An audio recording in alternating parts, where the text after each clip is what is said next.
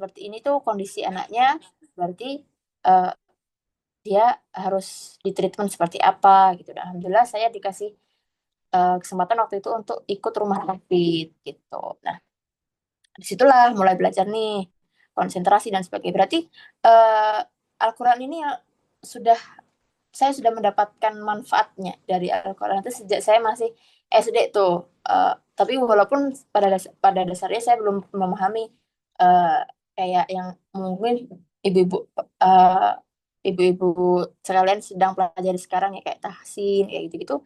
Saya dulu belum karena dulu sistemnya ditalaki ibu-ibu gitu. Nah, itu ya sekilas tentang saya gitu ya, ibu-ibu sekalian. Dan sebelum saya menyampaikan apa ini kiat-kiat gitu ya, eh, mempelajari Al-Quran gitu ya, saya mau menyampaikan Masya Allah sekali dan terima kasih sekali subhanallah ibu-ibu tuh masih masih bisa gitu ya menyempatkan waktunya gitu ya untuk belajar Al-Quran. Masya Allah sekali gitu. Eh, karena banyak sekali teman-teman saya ya yang lulusan pesantren yang dulu itu deket banget tuh sama Al-Quran tuh kayak nggak pernah lepas tuh bahkan tidur aja sampingnya Al-Quran gitu. Tapi ketika lulus pesantren itu kayak udah nggak kenal sama yang namanya Al-Quran gitu, banyak banget tuh yang kayak gitu. Nah, itu mereka masih muda-muda gitu dan posisinya udah nggak kenal lagi tuh sama Al-Quran gitu. Jadi sekarang di usia yang mungkin kalau apa ya sudah sudah lebih senior gitu ya, itu tuh masih mau gitu untuk mempelajari Al-Quran gitu, bahkan belajar membaca dengan makharijul huruf yang baik dengan tajwid yang benar. Itu tuh sebuah eh, apa ya kesempatan yang masya Allah sekali gitu, dan kemauan itu tuh nggak semua orang tuh punya gitu. Kadang orang sudah males gitu, males ngene. Jadi ketika ibu-ibu punya semangat untuk belajar lagi tentang Al-Quran tuh, Masya Allah itu berarti keren banget gitu ya. Terima kasih dan saya mengapresiasi sekali semangat ibu-ibu gitu ya untuk terus terus terus belajar eh, untuk membaca, untuk menghafal Al-Quran itu. Oke, kita mulai deh, ibu-ibu. Tadi baru mau ke lima aja sebetulnya. Oke, eh, jadi ini sebetulnya sharing aja ya, Ibu, karena saya kemarin dihubungi sama Bu Ulfa itu Hamin 2 atau Hamin 3 gitu kalau nggak salah gitu. Dan posisinya saya sedang sudah ada agenda di luar kota gitu. Nah, jadi untuk mempersiapkan materi secara eksplisit itu saya agak kurang gitu, waktunya agak kurang. Jadi mungkin ini lebih ke sharing itu aja ya, gue sekalian. Jadi saya itu mau dikasih kesempatan belajar Al-Quran lebih dulu gitu ya. Jadi pada kesempatan kali ini saya akan coba sharing gitu ya. Apa sih manfaat-manfaat yang udah saya dapat nih selama dulu belajar Al-Quran lebih dulu gitu. Belajar Al-Quran lebih dulu, lebih lama juga kan sejak SMP gitu. Dan sekarang beliau juga udah lulus kuliah gitu. Nah, yang pertama Bapak Ibu dulu yang diajarkan sama Ustadz saya, yang beliau tuh ketika taujih gitu ya, yang selalu disampaikan itu adalah tentang barokah Al-Quran gitu. Itu mulu sampai saya lulus. Eh, itu terus, jadi barokahnya Al-Quran itu beliau tuh menyampaikan masjid ini bisa kita renov itu karena selalu dipakai untuk ngaji adik-adik santri gitu.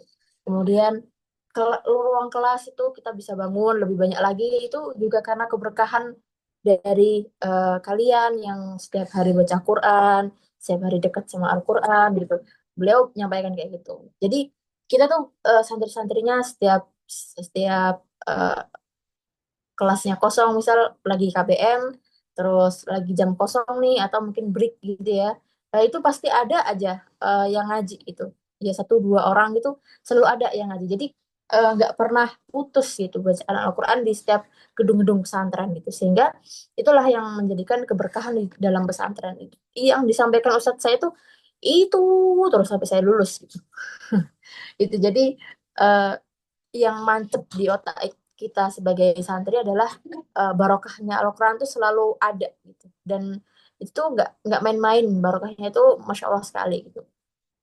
Jadi Eh, Ibu sekalian, kalau misal kita mulai nih gitu membaca Al-Quran, belajar lagi nih membaca dengan baik dan benar, kemudian apalagi nanti ketika sudah bisa menghafal gitu ya, itu Masya Allah sekali, berarti barokahnya dalam kehidupan kita, dalam setiap jangkal aktivitas kita, kayak gitu ya. Eh, barokah barokah itu tuh apa sih sebetulnya gitu ya, pertanyaannya. Barokah itu ziyadatul khair, ibu-ibu sekalian. Ziyadatul khair itu bertambahnya kebaikan gitu. Jadi kalau misal nih contoh, eh, kita pagi subuh itu kan ngaji, setelah sholat subuh ngaji itu sebentar, ya 30 menit atau 15 menit gitu ya. Terus tiba-tiba dapat kiriman eh, sarapan gitu dari siapa gitu, dari tetangga misal gitu, atau saudara nih tiba-tiba datang bawa makanan gitu, atau mungkin kita gitu, kita nih dari awal hari ini niat mau bagi-bagi makanan karena kemarin habis masak banyak misal gitu. Terus sebenarnya ini tuh makanannya cuma muat 5 orang gitu, terus tiba-tiba yang datang ke rumah tuh ada 10 orang, tapi ternyata makanannya itu cukup, nggak kurang, artinya kita nggak beli lagi gitu yang karena kurang, tapi makanannya itu cukup dan habis bis tidak bersisa gitu. Jadi itulah bagian dari keberkahan di ketika kita dekat dengan Al-Qur'an, ya contoh-contoh kecil seperti itu. Atau mungkin eh,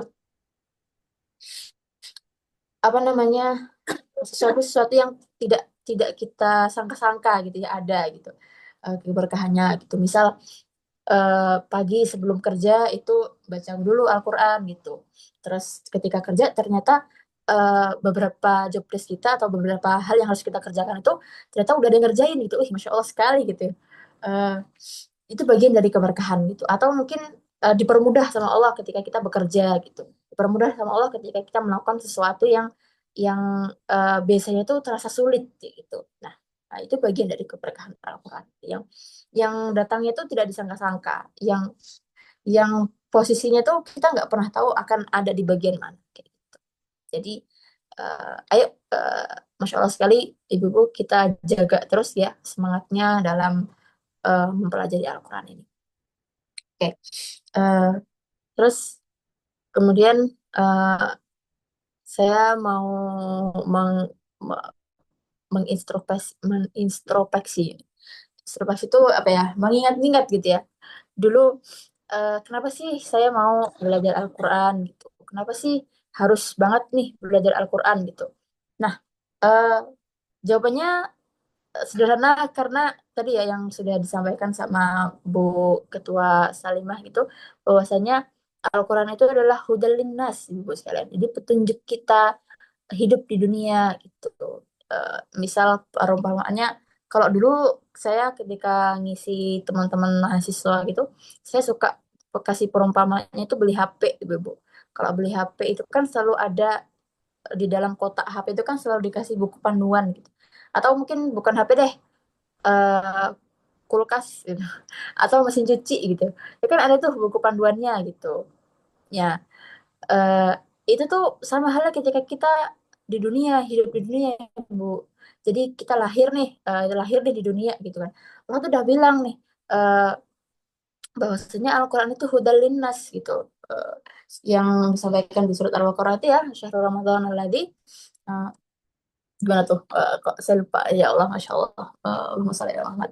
Yang intinya Allah di situ menyampaikan bahwasanya eh, Al-Quran itu adalah hudal linnas gitu, petunjuk, guide of life ya gitu. Kalau bahasa Australianya gitu. Gitu. eh, jadi sudah seyogianya, sudah sewajarnya, sudah sepantasnya kita belajar mempelajari itu apa aja sih isinya Al-Quran gitu. Karena itu hudalinas, karena itu petunjuk gitu. Petunjuk buat kita selama kita hidup di dunia. Jadi kayak tujuan kita hidup tuh apa sih gitu. Terus caranya hidup tuh kayak gimana sih? Ketika menemukan kesulitan-kesulitan dalam hidup tuh apa sih yang harus dilakuin? Nah, itu semua itu ada tuh di dalam Al-Quran gitu. Ketika kita kesulitan, apakah kita harus bersabar gitu. Sesungguhnya Allah itu bersama orang-orang yang sabar gitu ya. Dan sebagainya semua tuh ada di dalam Al-Quran. Jadi eh, Allah sendiri tuh bilang di ini ya ke Quran surat Al-Isra itu menazzilul minal Quran eh ma huwa shifa ma huwa shifa'u wa rahmah gitu. Jadi Allah tuh menurunkan Al-Quran, menazzilul minal Quran itu tidak lain yang salah satunya itu adalah menjadi syifa atau menjadi penawar, Ibu-ibu. Penawar dan juga rahmat dan juga rahmat gitu. Rahmat untuk kita sebagai orang yang dekat dengannya, yang membacanya gitu. Jadi eh, rahmat untuk kita yang dekat, bukan hanya yang bisa baca ya. Jadi mungkin Masya Allah sekali buat ibu-ibu yang mungkin masih baru mulai awal masuk kelas gitu ya. Terus bacaan Al-Qur'annya belum lancar, itu bukan berarti pahalanya dengan Al-Quran tuh sedikit. Enggak, enggak. Justru belajarnya itu punya punya pahala sendiri gitu. Jadi saya tuh agak minder, Bu, Bu, kalau ada nih orang yang dia semangat gitu belajar Al-Quran gitu ya. Terus ketika dia belajar tuh masih terbata-bata tuh bacanya. Tapi dia tuh rajin, rajin banget tuh baca Al-Qurannya gitu. Semangatnya tuh luar biasa walaupun membacanya masih terbata-bata. Saya tuh iri sama mereka. Soalnya dia dapat pahala double. Kan Allah bilang pahala membaca Al-Quran itu satu huruf itu 10 gitu ya. Alif, lam, mim. Berarti itu tiga tuh. Alif 10, lam 10, mim 10. Jadi 30 itu yang udah lancar. Kalau yang bacanya masih belajar, misal masih terbata-bata, dia dapat double, Bu, dapat 10, dapat 60 berarti. Ya, jadi dia baca Alif Lam Mim doang aja udah dapat 60 kebaikan tuh. Nah, sedangkan bagi mereka-mereka yang mungkin kita-kita nih yang sudah lancar bahasa bacanya gitu ya, sudah Masya Allah punya sanad dan sebagainya, mungkin eh, pahalanya nggak dapat tuh pahala belajar gitu. Mungkin dapatnya di pahala mengajar gitu ya. Ya walaupun ya pahala mengajar, pahala mensyiarkan gitu ya. Itu yang didapat. Jadi Al-Quran itu bukan hanya untuk orang-orang yang udah bisa baca aja atau orang-orang yang udah pro gitu, udah yang deket banget sama Al-Quran gitu. Enggak. Jadi kayak dekatkan aja tuh Al-Quran sama kita, insya Allah barokah-barokahnya Al-Quran, rahmat-rahmatnya Al-Quran, itu tuh pasti juga ikut nempel ke kita gitu. Karena segala sesuatu yang bersentuhan dengan Al-Quran tuh pasti dapat barokahnya, Bu. Jadi mulai yang belajar, yang mengajarkan, yang menghafal gitu ya. Itu tuh semuanya dapat kebaikan-kebaikan dari sendiri yang Allah tuh nggak pernah hitung-hitungan tuh kalau kasih gitu. Jor-joran tuh, semuanya dikasih, mau minta apa ya gitu, semuanya dikasih gitu. Jadi Masya Allah sekali ketika segala sesuatu yang bersinggungan dengan Al-Quran itu selalu bertambah kebaikannya. Ziyadatul khair, selalu ada keberkahannya kayak gitu. Ya, Bapak Ibu. Kemudian eh, benefit lain ya atau manfaat lain gitu ya ketika kita dekat dengan Al-Quran itu adalah eh, mentalitas yang terjaga, Ibu gitu. Jadi kalau zaman anak-anak muda itu kan sekarang lagi rame tentang mental health gitu ya, mental illness, mental issue dan sebagainya gitu. Padahal Allah tuh udah bilang loh kalau Al-Quran itu syifa gitu. Al-Quran itu penawar loh, obat sakit apa aja deh gitu. Eh, Al-Quran itu penawar eh, dari segala bentuk kesedihan ya, segala bentuk kesakitan di dunia gitu ya. Al-Quran itu adalah bagian dari penawar kayak gitu. Ya, kalaupun mungkin belum sembuh secara fisik gitu ya, mungkin bisa sembuh di jiwa, itu ketenangan jiwa, kita mendapatkan ketenangan jiwa gitu ya. Sehingga ketika penyembuhan fisiknya mungkin bisa lebih cepat gitu ya. Karena kita jiwanya tenang tuh, nggak dak dik dik gitu kan. Kalau kitanya takut gitu ya, bisa kan tensinya naik tuh biasanya gitu ya. Jadi kita ketika kita dekat dengan Al-Quran gitu ya, ada ketenangan di dalam setiap aktivitas kita gitu ya. Jadi jiwanya itu tenang, Bapak Ibu sekalian itu.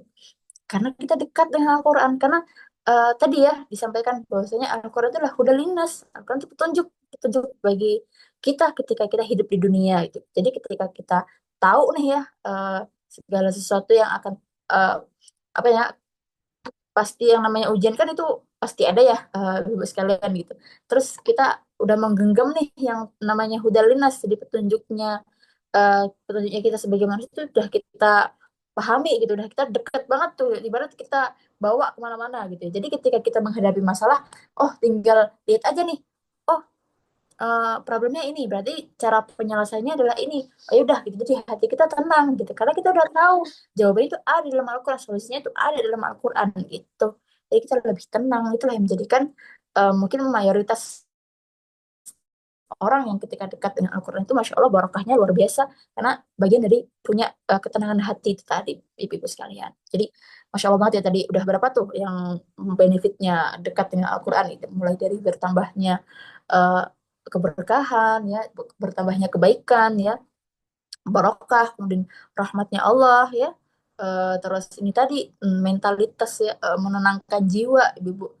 Udah tiga, masih banyak lagi nih hal-hal lain yang bisa kita dapat ketika kita dekat dengan Al-Quran itu baru dekat aja, Bu. Nanti kalau kita punya semangat yang lebih untuk belajar Al-Quran gitu ya, memahami Al-Quran itu tuh pahalanya Masya Allah lebih banyak lagi, dan manfaatnya juga pasti lebih banyak lagi gitu. Jadi Masya Allah kepada ibu-ibu yang Masya Allah sekali masih punya semangat yang luar biasa gitu ya. Semoga ibu-ibu sekalian senantiasa diberi kesehatan ya ibu-ibu ya gitu, sehingga bisa nih sampai bukan hanya sampai belajar, tapi juga kita bisa sampai untuk mengajarkannya. Jadi kebaikannya itu nggak cuma buat kita aja, tapi kita juga bisa berbagi tuh. Masya Allah banget pahala jariahnya gitu ya. Jadi nggak berhenti sampai kita aja, gitu. Tapi kita juga bermanfaat buat orang lain. Karena khairukum uh, khairun nasi anfa'uhum linnas gitu. Jadi orang yang terbaik ya, yang di antara kamu adalah yang bermanfaat bagi orang lain gitu. Itu ibu sekalian. Nah, hmm, itu ya mungkin yang bisa saya sampaikan tentang manfaat dekatnya kita dengan Al-Quran gitu. Terus kita soal kiat nih, kiat-kiatnya gitu ya. Ini kan ibu-ibu mungkin ada yang baru gabung di kelas di BGS ya ibu-ibu ya. Mungkin ada juga yang mungkin udah bergabung cukup lama gitu ya. Nah, eh, saya mau sharing aja sih sebetulnya ini ya tentang kiat-kiatnya belajar gitu, belajar Al-Quran. Dulu tuh ini sebenarnya cerita aja ya guys, ibu. Saya tuh eh, di sekolah di pesantren dulu itu kan dikasih waktu nih satu semester, bukan satu semester sih sebetulnya, cuma 2 bulan atau tiga, maksimal tuh 3 bulan untuk belajar tahsin ibu sekalian. 3 bulan untuk belajar tahsin. Jadi dalam waktu 3 bulan tuh kita harus lulus tahsin tuh satu angkatan. Tapi saya nih kodarullahnya baru lulus tahsin 1 semester, Bu. Jadi 6 bulan saya baru lulus tahsin. Ya, Masya Allah banget gitu. Saya lulus paling terakhir, saya sama teman saya berdua gitu. Eh, Lulus tahsin tuh paling terakhir. Jadi teman-teman saya udah mulai hafalan tuh, udah mulai eh, hafalan ziyadah juz 30, juz 29 gitu ya. Bahkan sampai udah juz 1, juz 2. Bahkan kayaknya udah ada sampai juz 5 waktu itu ya.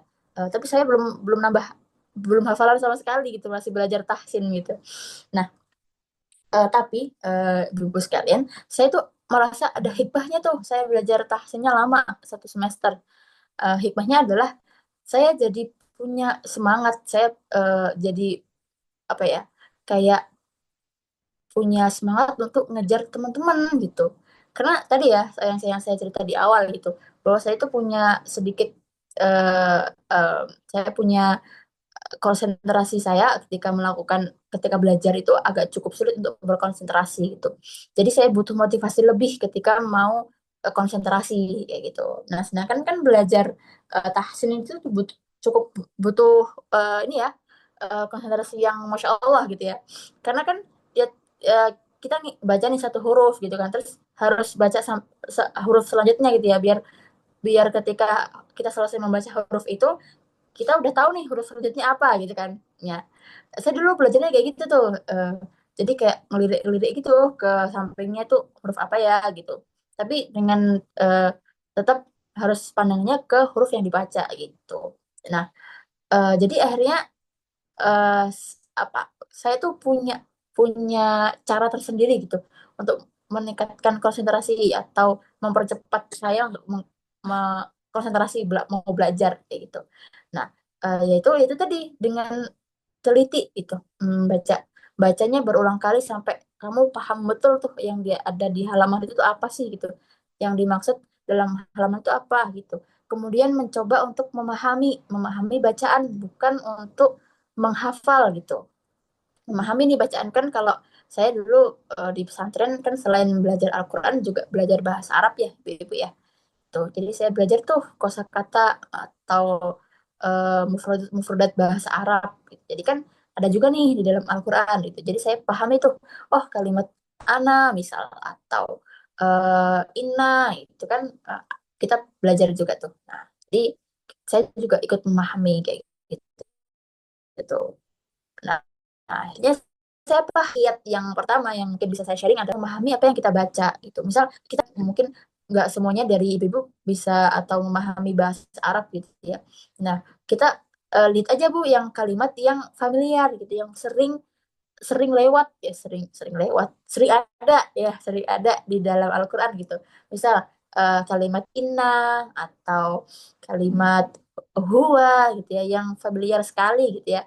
Nah, itu tuh eh, kita ingat-ingat gitu.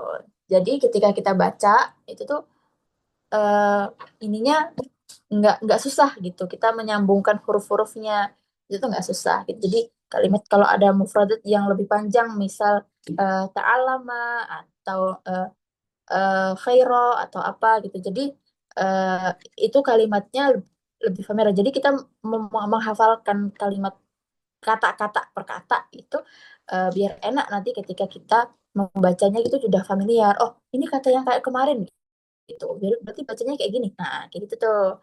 Jadi agak dihafalin, dititeni lah bahasanya ya. Dititeni tuh kalimat per kalimatnya kayak gitu. Jadi ketika ada ayat lain gitu ya yang ada kalimat yang sama gitu. Oh, kita udah niteni nih. Oh, ini kalimatnya podo kalau ide ini gitu. Nah, itu ya mungkin ada perbedaan eh, di harokat-harokat di belakangnya ya, karena mungkin karena istilah nahwu, kaidah-kaidah nahwunya ada perbedaan gitu. Tapi nggak apa-apa, it's okay. Karena masih belajar gitu. Jadi nanti pelan-pelan ada bedanya nih. Oh, yang kemarin tuh eh, apa namanya, harokatnya kasroh, ini jadi zomah gitu. Dan sebagainya kayak gitu. Itu yang pertama gitu. Jadi dititeni per kalimat gitu Bu. Dititeni per kalimat. Jadi kita bisa meniteni, oh iki foto karo sing ini misal. Nah, gitu. Itu yang pertama. Kemudian yang kedua adalah eh, lebih sering untuk baca Ibu, eh, intensitasnya dibanyakin gitu. Kalau saya karena dulu di pesantren, jadi ya eh, waktu kita berlebih gitu ya untuk membaca Al-Quran gitu. Jadi setiap setiap break kelas ya, break KBM gitu kita baca tuh Al-Quran. Ya nggak belum lancar gitu, tapi kita baca aja terus sampai sampai capek gitu ya. Kita baca terus ya, walaupun belum lancar kita baca-baca terus nggak apa-apa. Tadi ya yang saya sampaikan bahwasanya nggak lancar itu nggak apa-apa, justru itu adalah eh, kita mendapat kebaikan yang lebih banyak gitu ketika kita sedang belajar baca Al-Quran kayak gitu. Jadi nggak apa-apa banget kalau kita belum lancar, nggak usah minder, nggak apa-apa gitu. Bagian dari belajar kayak gitu. Ya, dua tadi, yang pertama dititeni, kemudian yang kedua dibanyakin intensitas membacanya kayak gitu. Dan yang ketiga mungkin yang terakhir juga, kalau tips dari saya, hmm, kita sering-sering juga mendengarkan ibu-ibu, mendengarkan gitu. Kalau dari saya, kalau saya sih mendengarkan itu dulu talaki ya modelnya ya. Eh, Talaki. Jadi kalau dulu di pesantren kan ada gurunya, ada sistem yang talaki gitu. Jadi mungkin ada beberapa ayat yang agak susah gitu. Nah, itu nanti ditalaki tuh. Atau mungkin ada harokat-harokat tertentu kayak yang Bismillahi ngajak reha gitu ya. Ya, itu kan eh, agak susah. Kemudian yang di Quran surat apa ya? Saya lupa jadinya. Masya Allah. Itu kan ada beberapa yang susah. Nah, itu sistemnya ditalaki. Jadi eh, dua dua metode gitu, metode yang belajar makharijul huruf, belajar tajwid, dan juga ditalaki kayak gitu. Nah, jadi mungkin eh, tips dari saya, salah satunya yaitu lebih sering mendengarkan mendengarkan eh, yang yang bahasa mungkin ha- apa murotal, murotal yang langsung gitu ya, yang jelas.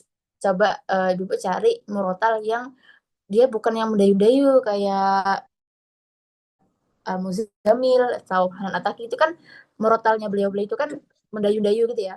Nah mungkin kalau kita ngikutin itu mungkin agak capek itunya, karena beliau-beliau kan nafasnya panjang ya gitu.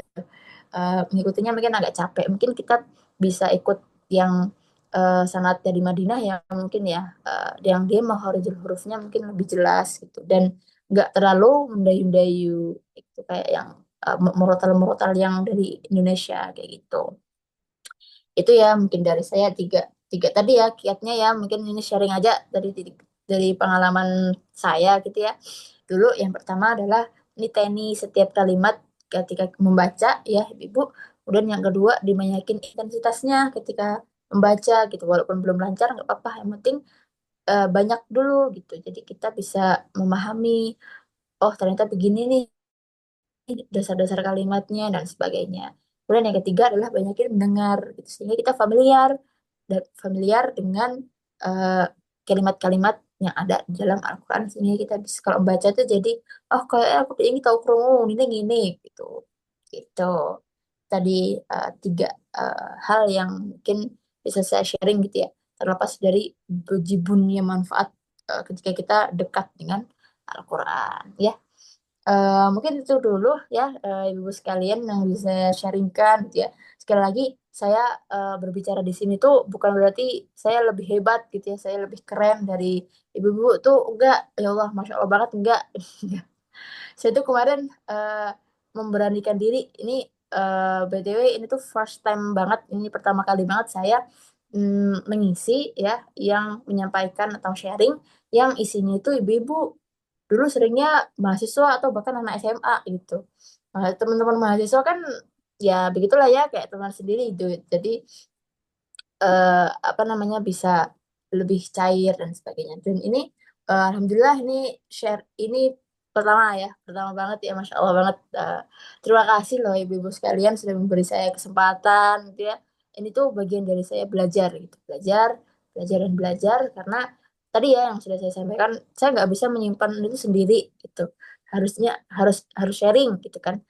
Karena tadi ya khairun nas anfa'uhum linnas, baik manusia adalah yang bermanfaat bagi yang lain kayak gitu. Jadi eh, alhamdulillah saya dikasih kesempatan nih untuk sharing gitu ya. Semoga dari kesempatan ini akan hadir juga nih kesempatan-kesempatan yang ke depan, yang dimana itu juga jadi eh, apa istilahnya, pecutan gitu ya buat saya untuk belajar lagi gitu. Belajar lagi, kamu tuh harus belajar gitu dan sebagainya gitu ya. Karena fitrah manusia tuh eh, harus terus-menerus belajar ya, kayak gitu. Jadi Masya Allah banget buat ibu-ibu yang masih punya semangat luar biasa untuk belajar Al-Quran gitu ya. Semoga nanti bisa dimudahkan gitu ya, segala urusannya, kemudian diberikan kesehatan gitu ya, sehingga bisa bermanfaat lebih panjang, Hmm. eh, untuk bermanfaat untuk lebih banyak orang gitu ya. Kemudian selalu juga diberkahi hidupnya karena kita senantiasa dekat dengan Al-Quran gitu ya.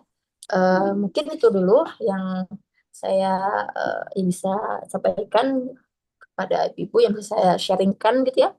Eh, dan yang terakhir mungkin yang mau saya sampaikan itu di salah satu hadis itu ya, hadis Bukhari itu kalimatnya khairukum man ta'allama Al-Quran wa 'allamahu gitu. Jadi yang terbaik di antara kalian adalah khairukum gitu, man ta'allama Al-Quran. Jadi siapa yang mengajarkan Al-Quran dan mengajarkannya kayak gitu. Jadi eh, kita senantiasa sharing itu bagian dari eh, menjadi yang terbaik gitu ya di antara kita-kita.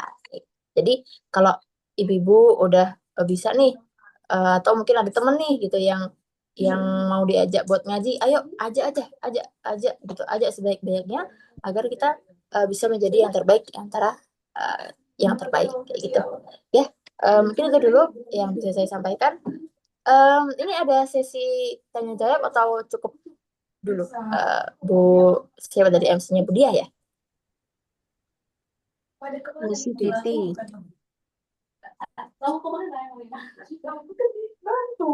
Ya, kalau mau dibuka mohon Ustazah buka sesi tanya jawab. Siapa tahu ada yang ingin bertanya.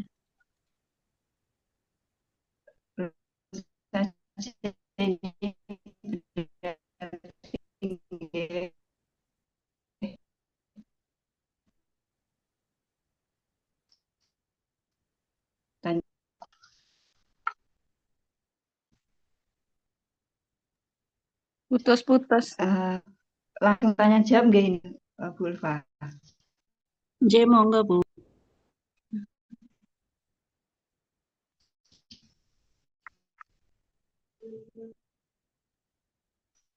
Uh, Ustazah Ulfa, tanya Putus, Bu. bertanya jawab bahkan ya kata untuk yang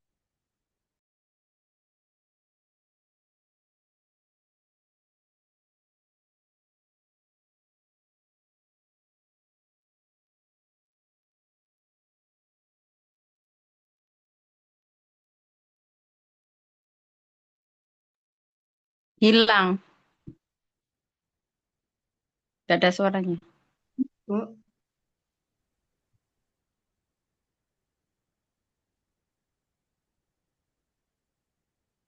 Mungkin kameranya dimatikan dulu, Bu, supaya jelas. Biasanya sinyalnya sulit. Jadi kalau kameranya dimatikan bisa membantu. Soalnya tidak putus-putus. Oh, semuanya dimatikan ya? Ya, enggak semuanya sih, yang apa, yang menyampaikan saja. Baik, sudah bisa nggih Bu ini? Nah, iya, Bu.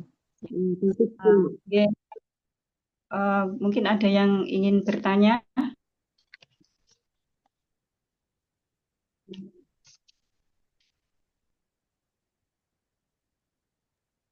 Boleh bertanya?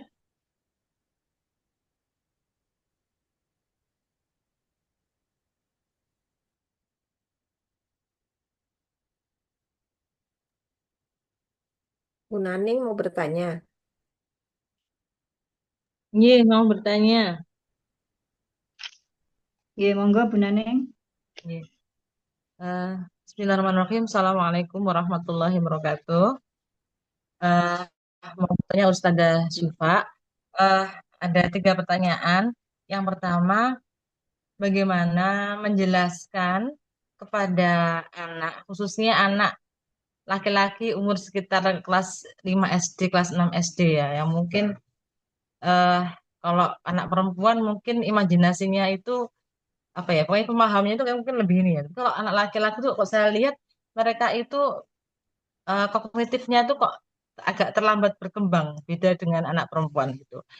Bagaimana cara menjelaskan agar tentang keberkahan berdekatan dengan Al-Quran, belajar Al-Quran pada anak laki-laki sekitar umur 5 kelas 5 atau kelas 6 SD, bentuk keberkahan yang bisa mereka pahami begitu ya, agar mereka tergiur tertarik untuk belajar Al-Quran gitu ya, dengan maksudnya menggambarkan keberkahan Al-Quran itu bagaimana gitu. Terus yang kedua, eh, bagaimana cara menghafal, mungkin kalau untuk seusia Ustazah Syifa atau mungkin yang di bawahnya, dengan kami-kami yang sudah berumur 40 tahun ke atas, saya maksudnya, itu mungkin ada perbedaan metode menghafal.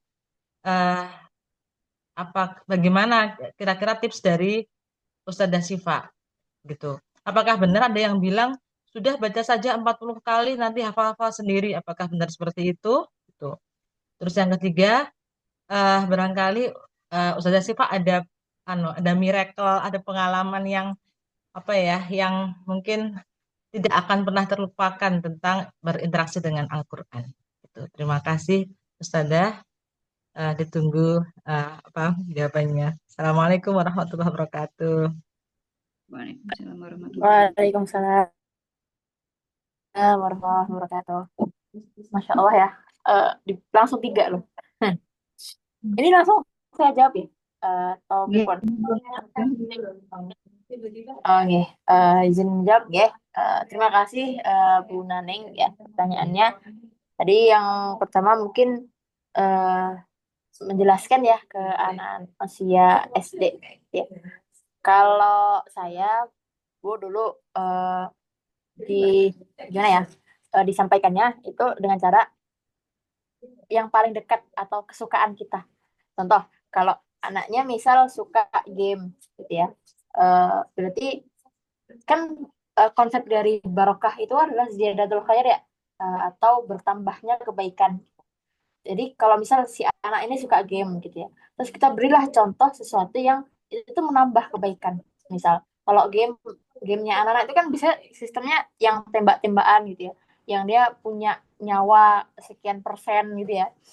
Nah, eh, kita umpamainnya kalau membaca Al-Quran atau kalau kamu dekat dengan Al-Quran, mempelajari Al-Quran gitu ya, kamu tuh bisa nambah ini loh nyawa kamu gitu. Kamu bisa nambah kesempatan kamu bermain di game itu gitu misal gitu kan. Atau kalau dia suka kalau cowok tuh suka apa ya mulai sedikit ya. Kalau dulu zaman saya masih suka kartu, jadi eh, misal suka main kartu gitu ya, yang gambarnya Ultraman, Naruto kayak gitu ya. Eh, itu nanti kalau dikasih permisalan gitu, ketika kamu dekat dengan Al-Quran, ketika kita mempelajari Al-Quran, mengajarkannya dan sebagainya gitu ya, itu tuh ziyadatul khair gitu ya, bertambahlah kebaikan gitu. Pasti nanti kamu dapat kartu yang lebih banyak gitu ketika kamu mendekat dengan Al-Quran gitu. Jadi Al-Quran itu ibarat magnet kebaikan gitu ya. Jadi ketika kita dekat dengan Al-Quran, semua kebaikan tuh bisa mendekat ke kita gitu sampai ke hal-hal yang remeh-temeh, misal main game gitu ya, eh, kebaikan-kebaikan yang ada di game, misal tadi ya tambah tambah nyawa di game gitu ya, atau mungkin mainannya bertambah gitu kan. Atau dan sebagainya gitu. Jadi dikasih perumpamaan yang itu tuh dekat dengan anaknya, yang kesukaan dari si anak itu gitu. Jadi biar dia itu paham gitu. Oh, oh nanti berarti aku bisa nambah ini ya Mi gitu. Iya nanti bisa nambah tapi kita harus dekat dulu dengan Al-Quran karena kan yang punya segala sesuatu tuh Allah ya gitu. Jadi kita mintalah sama Allah. Allah tuh suka loh kalau kita dekat dengan Al-Quran gitu ya. Karena itu bagian dari Al-Quran itu kan kalam kalam Allah gitu. Jadi Allah tuh udah suka kalau kita dekat dengan Al-Quran. Jadi nanti Allah tuh kasih tuh apa yang kita inginkan atau mungkin apa yang kita butuhkan gitu gitu. Mungkin dari saya kayak gitu itu saya pengalaman saya sih Bu, dikasih pemahamannya itu kayak gitu yang relate kalau bahasanya gitu ya, yang nyambung gitu ya, jadi dia jadi connect gitu. Oh nanti aku bisa nambah ini ya kalau eh, kalau aku dekat dengan Al-Quran. Itu mungkin ya jawaban dari saya ya. Kemudian tadi yang pertanyaan kedua tentang cara gitu ya, cara menghafal yang mungkin di usia yang lebih senior. eh Kalau saya baca-baca itu ya Bu ya, karena ini bukan experience ya, ini adalah eh, baca-baca aja gitu di beberapa buku gitu ya. Kalau tadi yang Bulana sampaikan dibaca aja misal satu ayat 40 kali gitu. eh Mungkin kalau di usia saya masih bisa ya Bu ya, dibaca 40 kali terus nanti hafal gitu. Tapi itu kalau kayaknya agak susah gitu. Kalau di usia yang lebih senior gitu. Yang pertama faktornya banyak ya, karena biasanya kalau bacaannya belum lancar, mungkin malah ini bingung dan sebagainya. Kalaupun bacaannya sudah lancar, nanti eh, ingatnya itu apa ya, cukup sebentar. Jadi kayak ingat habis itu lupa lagi. Kecuali mungkin metodenya talaki. Metode talaki mungkin bisa lebih nyantol gitu ya. Nah, kalau saran dari saya atau mungkin yang saya baca ya, Bu ya, yang saya baca itu adalah sering mendengarkan, Bu. Eh, Kayak ya perumpamanya misal kalau kita dengerin lagu gitu ya, setiap pagi kita dengerin lagu yang sama gitu, atau jangankan lagu deh, misal eh, alarm atau bel di kantor atau di sekolah gitu ya. Itu kan mungkin agak panjang ya kalimatnya. Kalimatnya mungkin agak panjang gitu tapi kan kita bisa hafal itu, atau eh, apa ya, yang hal-hal yang setiap hari kita dengar itu kan secara tidak sadar gitu ya. Kita kan tiba-tiba hafal gitu, atau kayak iklan-iklan di TV gitu ya. Apa ya, iklan di TV itu yang mungkin bisa langsung gitu di kepala tuh, kan kita nggak pernah berniat untuk menghafalkan itu gitu ya. Nah, tapi kita hafal gitu. Nah, itu mungkin kalau dari riset gitu ya, bisa juga dilakukan. Jadi kita sering intensitas mendengarnya itu lebih banyak gitu. Bahkan tanpa sadar pun nanti akan hafal sendiri. Walaupun mungkin nggak nggak urut ya, atau mungkin belum bisa yang urut. Jadi setelah ayat ini tuh ini gitu dan sebagainya. Mungkin belum bisa kayak gitu. Nah, tapi yang penting kita familiar dulu dengan ayatnya. Nanti ketika kita menghafal ya dengan serius, nanti akan lebih mudah gitu, karena kita udah familiar dengan kalimat-kalimatnya. Jadi jadi hafalan tuh bukan hafalan lagi, jadi cuma nyambungin aja tuh dari kalimat ini dan seterusnya gitu. Mungkin mungkin seperti itu ya yang bisa saya sampaikan. Ini aja dari bacaan saya aja sih, bukan experience gitu. Jadi mungkin kalau ada yang punya tips lebih baik nanti bisa share lagi gitu ya. Eh, Mungkin itu dulu. Terus tadi yang ketiga, pengalaman ya. Eh, Pengalaman yang tidak terlupakan. Hmm, Apa ya? Sebenarnya ini agak agak membuka aib ya, enggak juga ya. Tapi eh, saya tuh ya tadi saya sampaikan gitu ya. Saya sedikit agak lambat untuk berkonsentrasi gitu ya. Sehingga ketika SMA itu kan saya jurusannya IPA gitu. Sedangkan sebetulnya saya tuh nggak cocok di IPA. Saya enaknya IPS banget sebetulnya. Tapi karena waktu itu adanya di pesantren adanya jurusan IPA, jadi ya mau nggak mau saya masuk jurusan IPA gitu. Dan saya cukup kesulitan mengikuti pelajaran mapel-mapelnya gitu. Mungkin kayak kimia, fisika itu masya Allah sekali, cukup kesulitan gitu ya. Nah, di saat itu udah menjelang UN nih, gitu, menjelang UN gitu. Tapi nilai saya tuh nggak nggak pernah menyentuh di atas KKM gitu. Padahal nanti gimana coba nilai ininya, NEM-nya gitu, buat masuk kampus gimana coba gitu. Saya tuh benar-benar nggak kepikiran gitu, kayak nanti aduh gimana ya, nanti kalau nggak bisa masuk kampus atau nggak, bahkan ya janganlah masuk kampus, nanti kalau nggak lulus gimana ya, dan seterusnya kayak gitu. Ada keresahan-keresahan seperti itu gitu. Terus yang disampaikan sama ustadz saya adalah eh, kita tuh sebagai santri punya yang namanya jalan pintas. Ada dua, yaitu Al-Quran dan barokah belajar kayak gitu. Barokah menjadi santri itu. Barokah kalau di eh, pesantren tradisional mungkin barokah kiai gitu ya. Gitu. Ada dua tuh jalan jalan pintas gitu. Jadi kalau misal kita udah mentok di belajar gitu ya, dan nggak bisa, udah nggak bisa nih, aku nggak kuat kalau mau belajar fisika gitu ya, udah nggak bisa lagi gitu. Tapi akhirnya dikasih alternatif nih, cara lain sama ustadz saya. Caranya adalah tadi ya, Al-Quran dan juga barokahnya belajar, atau barokahnya dekat dengan kiai, dengan dekat dengan orang soleh kayak gitu. Jadi ya akhirnya yang lebih saya sering buka itu justru Al-Quran gitu, bukan buku fisika atau buku kimia gitu. Jadi dulu waktu pas mendekati UN itu saya lebih sering baca Al-Quran, sekalian murojaah gitu, daripada ngerjain soal eh, ngerjain soal tryout dan sebagainya. Ya, soal tryout dikerjain, ya udah selesai, dikerjain selesai gitu. Terus dicocokin, oh yang salah tuh ini, yang salah tuh ini karena ini hitungnya rumusnya salah dan seterusnya. Eh, Habis itu udah gitu, nggak dipikirin lagi. Nah, habis itu bukalah Al-Quran gitu, baca murojaah dan qadarulahnya. eh ini benar-benar jalan yang tidak disangka-sangka gitu ya. Kan kalau kita mikirnya, oh habis itu berarti tiba-tiba dikasih lah hidayah gitu ya, tiba-tiba bisa ngerjain soal fisika dan kimia gitu. Enggak, bukan bukan itu. Yang dikasih jalannya sama Allah tuh bukan itu. Jalannya adalah UN-nya dihapus. Adalah UN-nya dihapus gitu. Jadi eh masalah banget itu tidak benar-benar nggak terkira gitu ya. Bisa loh UN-nya dihapus gitu. Di luar prediksi banget kan gitu. Dihapus karena itu COVID-19 gitu ya. Eh, jadi UN-nya ditiadakan diganti ujian sekolah gitu. Dan kita waktu itu udah selesai ujian sekolah gitu. Jadi tinggal nunggu UN aja gitu sebetulnya. Udah ada Dukser, ini bisa gak ya ngerjain gitu. Tiba-tiba UN-nya ditiadain gitu. Jadi ya kamu lulus gitu, saya lulus gitu. Nah, eh, itu tadi ya.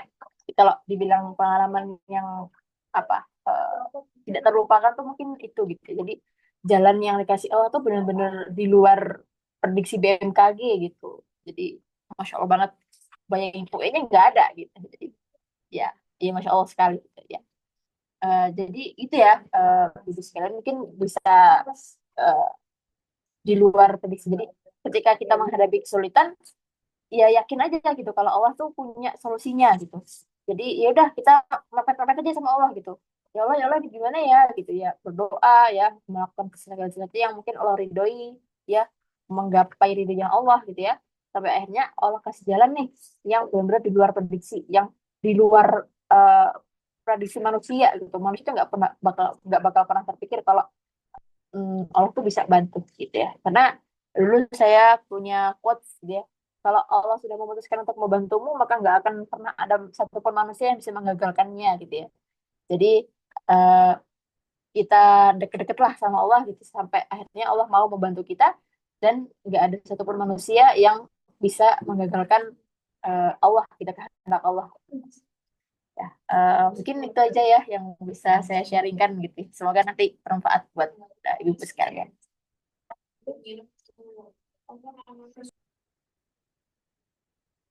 Masya Allah. Berarti ini gitu, Ustazah. Untuk mengajarkan ke anak itu dikaitkan dengan kehidupan sehari-harinya gitu nggih. Iya, gitu Bu, kayak gitu. Iya, baik. Dan keberkahannya itu tadi nggih Ustazah. Bisa tadi menghilangkan UN. Wah, hebat sekali. Baik, ini untuk selanjutnya masih ada yang ingin bertanya, monggo kami persilahkan. Berapa penanya lagi nih?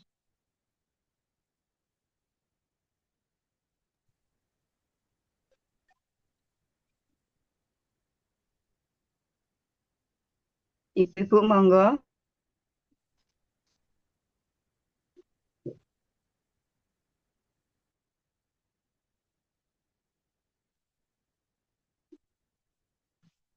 Selanjutnya kami persilahkan.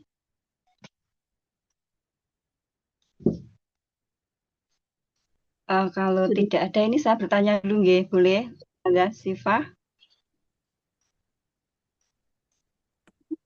Iya, monggo Bu. Mungkin Nah, saya mohon izin ya sebelumnya. Kalau kita maksimalkan di sampai 20 lebih 15 pun Bu. Karena saya ini ditunggu mau ada rapat untuk kelulusan peserta daurah. berarti masih 20 menit lagi nggih ini? Iya, 20.15 gitu, 15 menit lagi. Ini 20.57. Nggih. Baik, ini saya ada yang lain yang mau bertanya?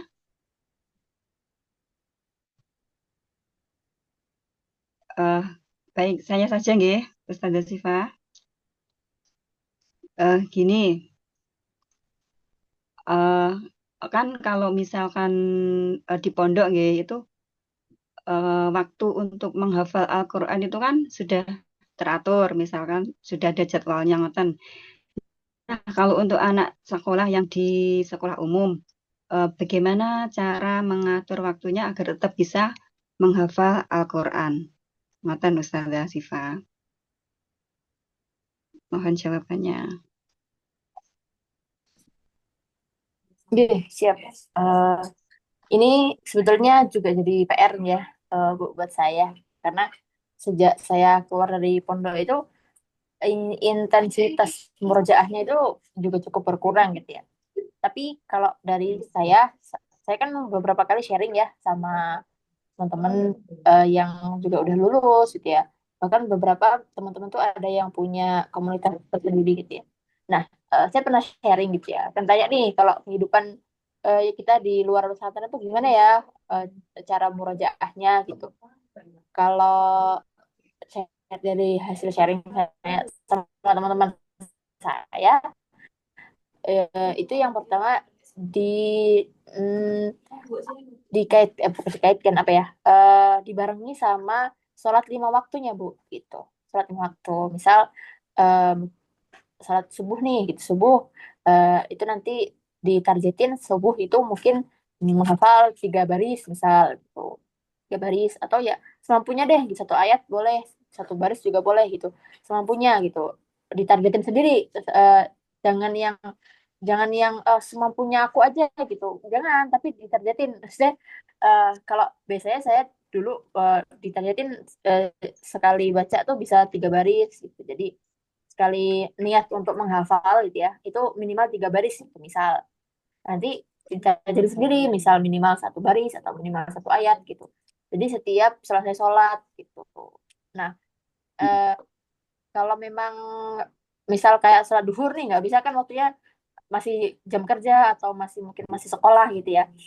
Itu berarti ya udah nggak apa-apa di waktu-waktu yang sholat ya, misal subuh, maghrib sama isya gitu ya, yang setelah sholatnya tuh mungkin ada waktu jeda yang lebih panjang tuh.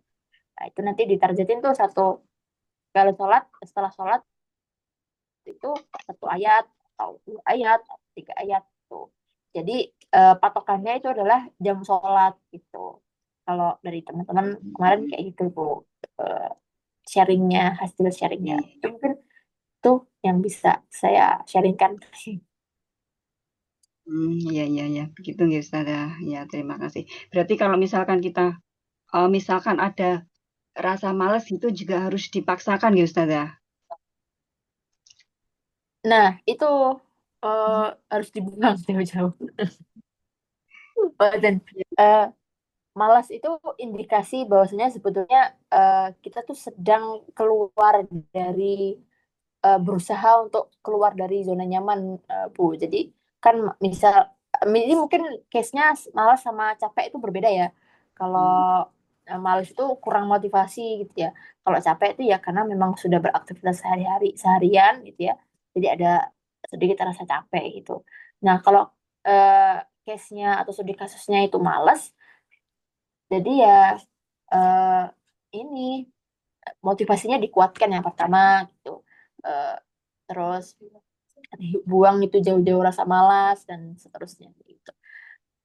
Jadi dibangun motivasinya Bu yang besar. Mungkin kalau salah satu cara saya sekarang sedang coba untuk self development lagi gitu ya. Nah, cara saya sekarang ini adalah membuat eh, motivasi, inner inner motivasi gitu ya, motivasi dalam diri sendiri, dari dalam diri sendiri gitu ya, yang besar tuh. Tujuannya apa sih aku mau kayak gini gitu? Oh, mau dapat ridhonya Allah misal. Oh, aku tuh mau dapat pertolongannya Allah soalnya aku kemarin tuh gagal masuk CPNS misal gitu ya. Terus yang bisa menolongku cuma Allah gitu ya. Oh, yaudah deh aku mendekatkan diri ini sama Allah gitu. Eh, dengan cara itu tadi menghafal gitu. Itu mungkin. Iya, iya, iya. Alhamdulillah, Masya Allah. Berarti kalau kita agak keluar jalur harus segera kembali ke jalan yang benar. Iya, Memotivasi diri. Iya. iya, betul, betul sekali, Terima Insya kasih Allah. jawabannya Ustazah Sifa. Baik, untuk selanjutnya, apakah ada yang ingin bertanya lagi? Masih ada 15 menit waktunya. Monggo, kami persilahkan.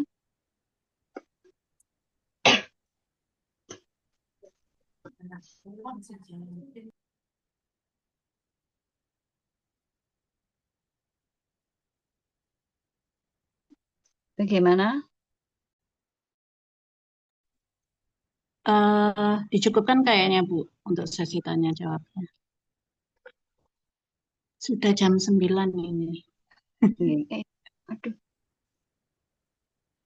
Iya, ya. Baik. Baiklah, karena waktunya sudah malam ya, sudah habis kegiatan malam hari ini kita sudahi dulu. Acara yang selanjutnya adalah penutup. Alhamdulillah kita sudah sampai di penghujung acara. Sebelumnya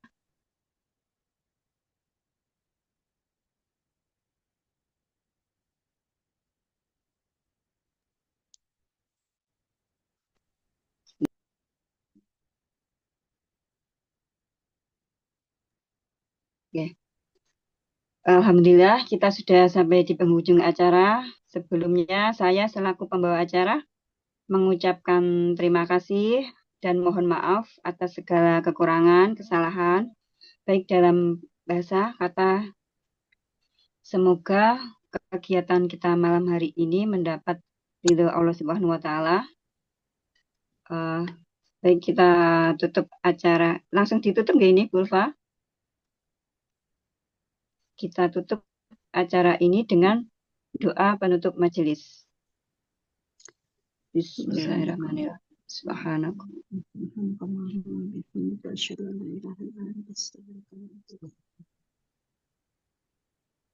Jazakumullah khairan. Akhirul kalam. Wassalamualaikum warahmatullahi wabarakatuh. Waalaikumsalam. Waalaikumsalam warahmatullahi wabarakatuh. Terima kasih Ustazah. Syukran, jazakumullah khair semuanya. Waalaikumsalam warahmatullahi wabarakatuh. Ibu semuanya. Izin keluar, terima kasih. Iya, Sama-sama. Jazakumullah khair, ibu semuanya.